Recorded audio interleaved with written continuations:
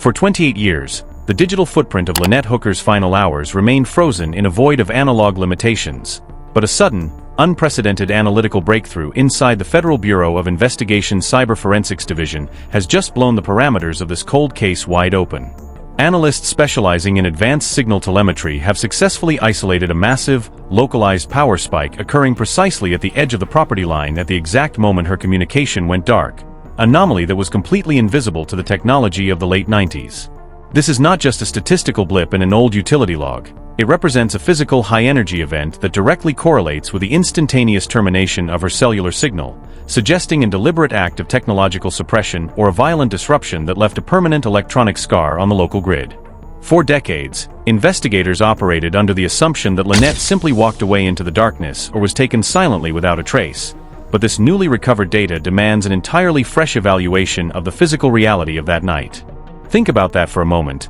because it means the answers were not lost in the woods or buried in a shallow grave. They were hiding in the metadata of the power grid itself, waiting for the technology of today to catch up with the crime of the past. This changes everything we thought we knew about the timeline, shifting the focus from a random disappearance to a highly coordinated, potentially technologically sophisticated abduction that required specialized knowledge or specific equipment. Stay with me because this is where it gets complicated, as this power spike does not align with any natural weather pattern, transformer malfunction, or routine utility variance recorded in the entire county that month. It was an isolated, intense burst of energy that occurred in a 5-minute window, a window that perfectly matches the sudden, unnatural silence from Lynette's phone. The implications of this are staggering, pointing toward the utilization of heavy machinery, specialized electrical manipulation, or an industrial-grade incident that occurred mere yards from where her last known footprint was documented. As we dissect this breaking development, ask yourself why an ordinary disappearance would leave behind a high-voltage signature,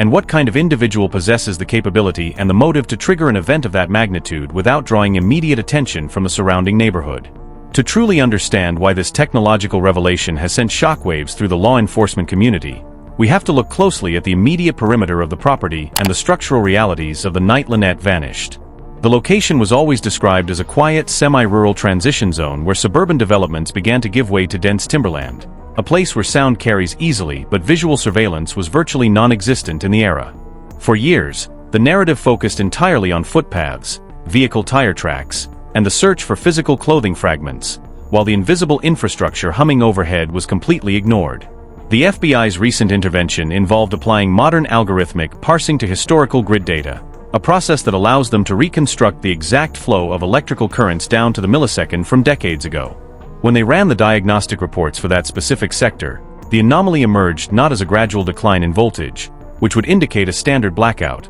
but as an instantaneous, aggressive surge that peaked and then collapsed into a total localized failure. This means that whatever happened to Lynette was accompanied by an immense draw of power, an event so sudden that it structurally damaged the local relay node, a detail that was brushed aside at the time as a mere coincidence caused by an overloaded circuit. The investigators who originally walked the grounds were looking for signs of a struggle on the ground, searching the damp earth for scuff marks and broken branches, entirely unaware that the most profound evidence of violence was recorded in the copper wiring of the utility poles above their heads. This realization forces a complete re-examination of the suspects who were dismissed early in the investigation simply because they had no physical scratches on their bodies or mud on their boots. Now, the baseline for suspicion has shifted to individuals who had access to the power substation, those with background knowledge in industrial electrical engineering, or anyone who had a plausible reason to be operating high-powered equipment in the dead of night near that property line. This is the moment where the official timeline of the local police department begins to fracture under the weight of the new federal data, revealing deep inconsistencies that have frustrated the Hooker family for nearly 3 decades. The original police log stated that the area was quiet and that no unusual activity was reported by neighbors until the following morning when Lynette failed to show up for her scheduled shift. However, the federal substation records now prove that an automated alert was triggered within the utility company's internal system at 2:14 in the morning, an alert that noted a critical phase imbalance on the line feeding the Hooker property. Why was this internal alert never integrated into the primary investigative file during the initial weeks of the search when memories were fresh and evidence was pristine? It suggests a profound breakdown in communication between private utility providers and local detectives, or worse, a systematic compartmentalization of information that kept the true nature of the event hidden from those trying to solve it. When we examine the statements of the individuals who were in the immediate vicinity that night, Several prominent figures claimed they were fast asleep and heard absolutely nothing out of the ordinary. Yet, an electrical event of this magnitude would have caused an audible hum, a distinct snapping sound of a transformer under extreme stress, and an immediate flickering of household lights across at least a 3-block radius. The fact that no one reported these sensory details at the time suggests either a collective lapse in memory, an intense reluctance to get involved with law enforcement, or that certain individuals were not entirely honest about their whereabouts and activities during those critical hours. Let us pause here and look at this from a broader perspective, because this is precisely where the community's input becomes vital to uncovering the truth behind this decades-old mystery. If you look at the geography of the area, the proximity of industrial zones to residential developments often creates blind spots where unusual activities can be masked as routine maintenance or commercial operations. I want to invite you to drop your theories in the comments below regarding how a perpetrator could utilize the local electrical grid to facilitate an abduction, or if you believe this power spike points to an accidental industrial tragedy that was subsequently covered up by powerful interests. Do you think it is possible that Lynette stumbled upon something she was never meant to see, an illegal operation utilizing high amounts of electricity, or do you hold to the theory that the power surge was a deliberate tactic used to disable her communication and security options before the approach? The collective intelligence of true crime researchers has frequently identified patterns that official agencies overlook, and your insights into the mechanical and logistical realities of this power spike could provide the missing link in how we interpret this new evidence. Think about the physical mechanics required to disrupt a specific line without bringing down the entire regional grid, and let us know if you believe this implies an inside job within the utility company itself or a highly calculated external intervention. The behavioral profiles of the key individuals surrounding Lynette during this period must now be re-evaluated through the lens of this high-energy anomaly, as their historical alibis begin to look increasingly fragile under close scrutiny. Consider the individual who held the primary lease on the neighboring property, a person who worked extensively in heavy construction and had documented access to commercial generators and high-voltage equipment. At the time of the disappearance, this individual provided a brief, unverified alibi stating he was working on an overnight shift several miles away, an assertion that local authorities accepted without requesting digital time cards or supervisor confirmation. The discovery of the power spike at 2:14 in the morning places the geographic center of the crime directly adjacent to his equipment storage yard, a location that would perfectly explain the massive draw of energy if a commercial piece of machinery was suddenly activated or short-circuited. Furthermore, archived interviews reveal that this individual exhibited extreme nervousness when asked about the condition of his tools and machinery in the days following Lynette's disappearance, even going so far as to sell several pieces of heavy equipment at a steep discount to an out-of-state buyer within a week of the incident. This pattern of behavior, when viewed in isolation, was suspicious but circumstantial. When viewed alongside a federal report detailing a massive localized power surge on that exact property boundary, it becomes a compelling focal point for a renewed grand jury investigation. The truth is rarely simple, and in this case, the complexity lies in how seamlessly a suspect could hide an act of extreme violence behind the cover of routine industrial noise and structural utility anomalies. As we move deeper into the technical analysis provided by the FBI, the sheer precision of the data eliminates any lingering doubt that this was a random act of nature or a simple maintenance failure. The telemetry indicates that the power spike reached its peak duration over a span of 48 seconds before the circuit breaker at the primary substation forced a hard reset, a detail that indicates a catastrophic grounding event occurred on the property line. This means that an immense amount of current was diverted directly into the earth or into a massive conductive object, creating a localized electromagnetic pulse that would instantly fry the internal circuitry of any standard cellular phone or recording device within a 50-foot radius. This explains why Lynette's phone did not just lose connection due to a poor signal or a dead battery. The device was literally rendered permanently inoperable in a single fraction of a second, terminating her ability to call for help mid-sentence. The cold calculation required to execute an action that results in this type of technological blackout suggests a level of premeditation that moves this case far out of the realm of crimes of passion or spontaneous encounters. It reveals a predator who understood the technological landscape of 1998, someone who knew that destroying the device electronically was just as effective as destroying it physically, and who used the infrastructure of the town as a weapon to isolate their target completely. Stay with me because as we transition into the next phase of this investigation, the historical records of the utility company reveal that a specific service truck was logged near that exact relay station just 3 hours prior to the spike, a vehicle that was never supposed to be on duty that night. The unauthorized presence of that utility service vehicle in the dead of night represents the second major fracture in the state's original theory, shifting the investigation from a localized missing person case into a calculated operational conspiracy. Records recovered from the archived maintenance logs indicate that service truck number 47 was dispatched without a formal work order, guided only by an anonymous internal directive that bypassed the central scheduling computer entirely. The driver assigned to that vehicle on that specific shift was a senior line technician who also happened to be a close personal associate of the prime person of interest in Lynette's social circle. For nearly 3 decades, this individual maintained under oath that his presence in the area was purely coincidental, claiming he was performing a routine pressure test on a failing transformer to prevent a neighborhood blackout. Yet, the newly exposed FBI telemetry completely refutes this claim, showing that no pressure fluctuations existed anywhere on that circuit prior to the truck's arrival, meaning the maintenance excuse was entirely manufactured. This is where things get serious, because it establishes that someone with expert-level knowledge of the grid was actively manipulating the physical infrastructure of Lynette's neighborhood just hours before her phone was permanently silenced. Think about that for a moment, because an ordinary criminal does not have the capacity to commandeer a municipal utility vehicle, alter corporate dispatch records, and execute precision changes on high-voltage lines simply to commit a crime of opportunity. It implies a level of systemic access and careful planning that could only be achieved by someone embedded within the very systems designed to keep the community safe and connected. When investigators went back to look at the physical layout of the transformation boxes located at the edge of the property, they discovered that the security seals had been cut and replaced with non-standard industrial zip ties, a detail that was omitted from the initial evidence logs compiled by local authorities. This physical tampering directly coincides with the time frame the unauthorized service truck was parked at the tree line, suggesting that the technician was not fixing a problem, but rather preparing the grid for the massive power diversion that occurred later that night. The mechanical configuration allowed a secondary high-capacity circuit to be bridged directly into a localized ground wire, creating a manual kill switch for the area's communications infrastructure. By grounding the primary line in this specific manner,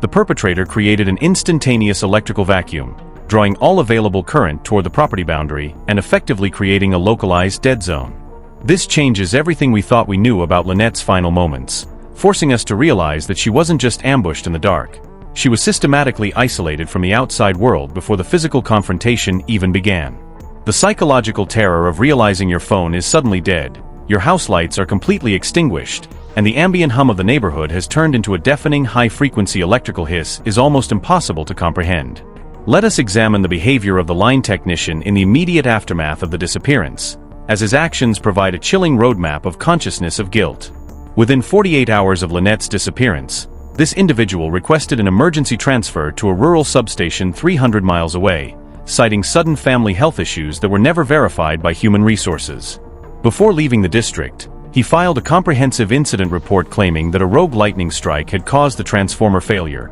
a claim that was accepted by his supervisors without a formal physical inspection of the equipment. However, meteorological data from that night confirms that the skies were completely clear for a 50-mile radius, with zero convective activity or electrical storms recorded anywhere in the state. Why did the utility company accept a fraudulent lightning report without cross-referencing basic weather data? And why was this technician allowed to vanish from the local jurisdiction without a formal interview by the homicide detective assigned to Lynette's case? This is where the narrative becomes deeply uncomfortable, pointing toward a protective shield thrown over certain individuals by mid-level supervisors who either wanted to avoid corporate liability or were actively complicit in protecting one of their own. This is a natural point to turn to you, the audience, because the logistical coordination required to pull off an operation like this leaves a digital and paper trail that cannot be easily erased by time. I want to invite you to share your theories in the comment section below regarding the corporate environment of the utility company during the late 90s. And whether you believe a single rogue technician could pull this off alone,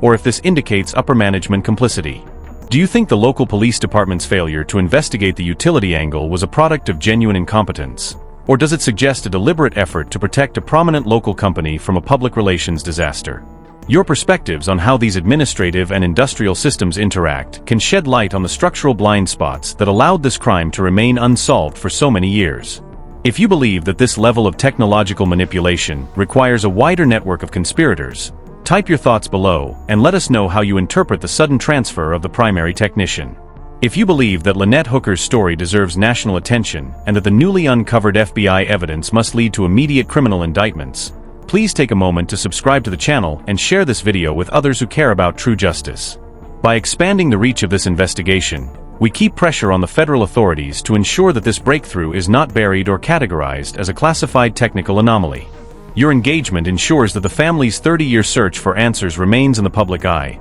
forcing the local jurisdiction to cooperate fully with the federal cyber forensics team. The complexity of the case deepens when we analyze the specific type of equipment that would be required to survive and harness a 48-second grounding event of this magnitude, without causing a fatal explosion on site. According to industrial electrical engineers consulted by the Federal Task Force, a standard commercial vehicle or consumer-grade generator would have been completely destroyed by the intense thermal energy generated by such a massive current surge. The only apparatus capable of absorbing and utilizing that specific load without immediate catastrophic failure is an industrial-grade arc welder or a heavy-duty hydraulic power pack commonly used in deep core drilling or commercial demolition. This narrows the scope of the physical search to a handful of local contractors who possessed contracts with the state for heavy infrastructure development near the highway extension project that was running parallel to the Hooker property line. When we look at the equipment inventory list submitted by these contractors for that month, one specific firm reported the unexplained total loss of an industrial power inverter due to internal electrical burning, an incident they logged as a routine equipment failure occurring on the exact same night Lynette vanished. The owner of that contracting firm was none other than the brother-in-law of the local police chief, creating an immediate, massive conflict of interest that explains why the industrial equipment angle was completely shut down every time low-level detectives tried to pursue it. The intersection of familial relationships, political power, and industrial access creates a terrifying matrix where the truth about Lynette's fate was systematically crushed beneath the weight of small-town corruption. The contract firm's logs were never subpoenaed. The burnt power inverter was scrapped and melted down within 48 hours without a forensic examination, and the detectives who insisted on questioning the construction crew were abruptly reassigned to desk duties or pressured into early retirement. This pattern of institutional resistance is not just a series of administrative errors. It is an active, ongoing effort to suppress evidence that connects a high-profile industrial accident or a deliberate, state-funded equipment abduction to a missing person report. The FBI's new data has effectively bypassed this local wall of silence by sourcing the telemetry directly from regional substations that were outside the control of the local political machine, providing an unalterable, objective record of the physical reality of that night. Stay with me, because as we move into the third segment of this investigation, the federal grand jury has just issued its first round of sealed subpoenas, targeting the financial records of the individuals who signed off on that destroyed equipment report. The issuance of those sealed federal subpoenas marks the third major escalation in this rapidly developing investigation, penetrating the financial firewall that has protected the architects of this conspiracy for nearly 30 years. When the FBI's white-collar crime division began cross-referencing the timing of a localized power spike with anomalous financial transactions, they uncovered a series of structured cash deposits that completely append the narrative of a spontaneous local crime. In the 72 hours leading up to Lynette's disappearance, a total of $45,000 was systematically withdrawn from a corporate account tied directly to the highway extension project, broken down into specific increments designed to avoid triggering federal banking alerts. This cash was then traced to a private safety deposit box held under a shell company, whose registered agent was the very same utility line technician who executed the unauthorized modifications at the property boundary line. This changes everything we thought we knew about the motivation behind the attack, shifting the focus away from a random predator to a highly organized, contract-style operation driven by immense financial or political desperation. Stay with me because this is where it gets complicated. As the flow of money did not stop with the technician, a secondary stream of capital was directed toward a high-ranking municipal official who oversaw the zoning permits for the entire industrial corridor surrounding the Hooker property. Think about that for a moment, because it indicates that Lynette's physical location was not a matter of chance, but a specific geographical target that needed to be permanently cleared or silenced for a multi-million-dollar land development deal to proceed without regulatory interference. Environmental impact surveys from that exact quarter reveal that Lynette had recently documented a series of severe toxic runoff violations originating from a highway construction site, violations that possessed the legal authority to halt the entire state-funded project indefinitely. She had compiled a comprehensive dossier of photographic evidence, soil samples, and water testing results that proved industrial waste was being illegally dumped into the local watershed to cut operational costs. This dossier was scheduled to be delivered to federal environmental regulators on the morning immediately following her disappearance, a detail that was completely suppressed during the local police department's initial inquiry. Ask yourself why that detail matters, and why the local investigators refused to secure her personal computer or search her office space, allowing unidentified individuals to enter her residence and remove her entire research archive while the family was at the police station filing the missing person report. The The structural timeline of the cover-up becomes blindingly obvious when we analyze the chronological alignment of the financial withdrawals, the physical tampering with the electrical grid, and the ultimate destruction of the industrial power inverter. The perpetrators were not reacting to an unexpected crisis. They were executing a meticulously timed sequence of events designed to erase both the whistleblower and the evidence of their corporate corruption in a single coordinated strike. When Lynette's communication device was neutralized by the 48-second electromagnetic grounding event, it didn't just prevent her from calling emergency services. It simultaneously wiped the digital storage drives of her home security system, which was connected to the same electrical loop. This level of technical foresight proves that the individuals involved were fully aware of the specific vulnerabilities of her household infrastructure,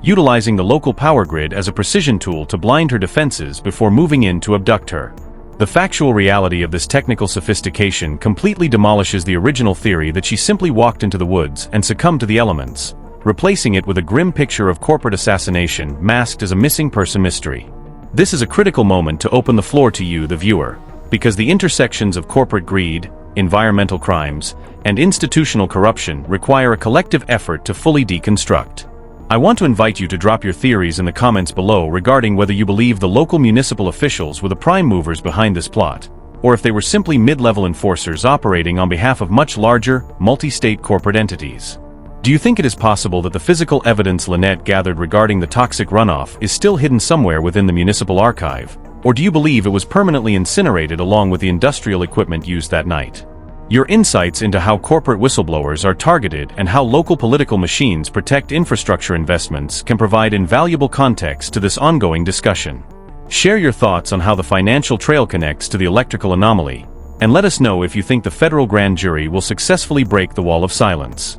that has stood for 28 years. The nuance of this investigation lies in how the key players reacted once the federal subpoenas were unsealed and delivered to their legal representatives. The former utility line technician, who had lived a quiet, well-funded retirement in an upscale coastal community, suddenly attempted to liquidate his entire real estate portfolio and secure a one-way flight to a non-extradition jurisdiction within hours of receiving the federal notice. This immediate panic response was intercepted by federal marshals, who placed him under material witness detention before he could board the aircraft, a development that has sent a wave of absolute terror through the remaining conspirators in the local jurisdiction. Meanwhile, the former police chief's brother-in-law, whose contracting firm convenience scrapped the burnt power inverter, has suddenly hired a team of elite defense attorneys specializing in federal racketeering charges, indicating that they are no longer dealing with a simple local inquiry that can be brushed aside with political favors. The behavioral contrast between their decades of calm confidence and their current state of legal panic provides a profound confirmation of the validity of the FBI's new telemetry data.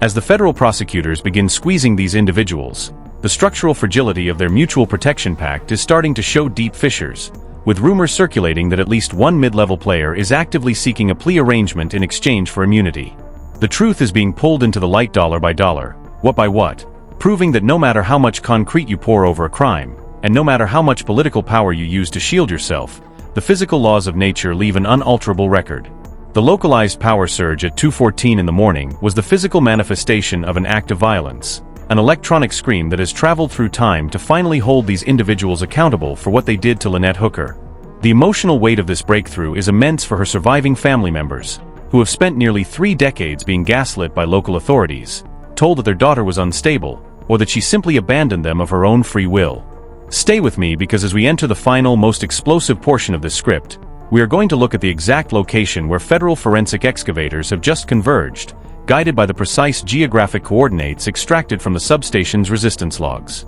The sudden convergence of heavy excavation equipment and federal forensic anthropologists at an abandoned industrial limestone quarry just 4 miles north of the Hooker property line represents the final, devastating chapter in this decades-long search for the truth. This specific location was never included in the original local search grid, having been explicitly flagged by municipal planners in 1998 as a high-risk structural hazard zone that was off-limits to civilian search teams and low-level police personnel. However, the FBI's advanced geospatial mapping of the subterranean resistance logs revealed that the 48-second grounding event sent a massive surge of thermal energy traveling along a disused, unmapped underground conduit that terminated directly beneath the quarry's primary concrete mixing pad. Think about that for a moment, because it means the perpetrators did not just bury Lynette in a random grave. They used the very infrastructure of the county's highway project to channel an immense electrical charge to a specific subterranean point, effectively using the grid to locate or seal her final resting place beneath hundreds of tons of industrial aggregate.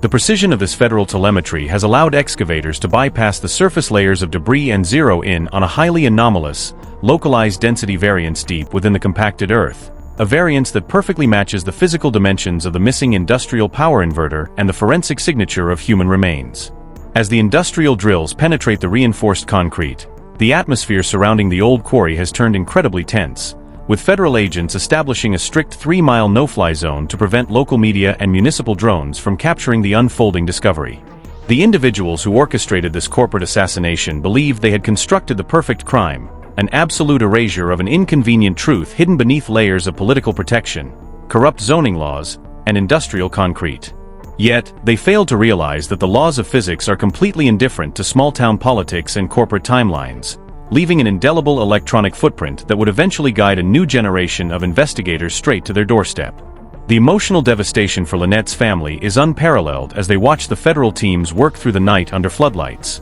realizing that the answers they were promised for 28 years were deliberately withheld by the very public servants who swore an oath to protect them. This changes everything we thought we knew about the finality of cold cases, proving that time does not erase evidence. It merely waits for technology to become sophisticated enough to decode the whispers left behind in the dark. This is the ultimate moment where your voice and your participation can directly impact the momentum of this breaking investigation, as public scrutiny is the only mechanism that can prevent this case from being quietly dismantled by powerful legal interests. I want to invite you to share your final theories in the comments section below regarding the ultimate fate of the individuals named in these federal subpoenas, and whether you believe the state will pursue full homicide charges or attempt to settle for lesser corporate racketeering pleas. Do you think the recovery of Lynette's documentation from the quarry site will be enough to trigger a wider federal investigation into the entire highway expansion project's financial history? Your comments, your analysis, and your continued dedication to true crime journalism help build an unyielding wall of public interest that ensures this case cannot be swept under the rug by high-priced corporate defense attorneys.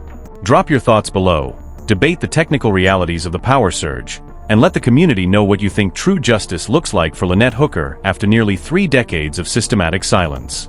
If you believe that no corporate entity or political figure should ever be allowed to silence a whistleblower, and if you want to ensure that Lynette Hooker's story receives the global audience it desperately deserves, please take a moment right now to share this video on all your social media platforms, like the video, and subscribe to the channel for immediate updates as the forensic excavation reaches its conclusion. By sharing this content, you become an active participant in the pursuit of accountability, forcing mainstream news outlets to keep this breaking update at the top of their broadcasts and preventing the local machine from executing one final cover-up. The weight of this unresolved mystery now rests squarely on the shoulders of the federal grand jury, as they prepare to unseal the final indictments that will permanently dismantle the network of corruption that has choked this community since 1998. The forensic teams have reportedly recovered several highly preserved artifacts from the subterranean anomaly, including a damaged industrial storage case that matches the description of the filing system Lynette used to archive her toxic runoff data. This means that despite their immense wealth, their political connections,